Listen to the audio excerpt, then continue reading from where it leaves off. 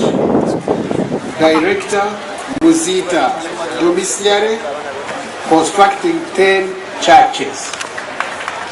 He has contributed to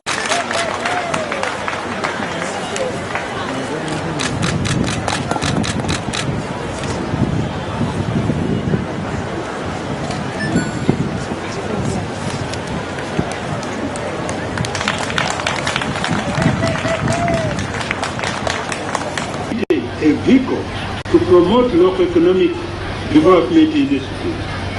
Let us embark on an aggressive engineering agenda that will revamp service delivery system and propel household income.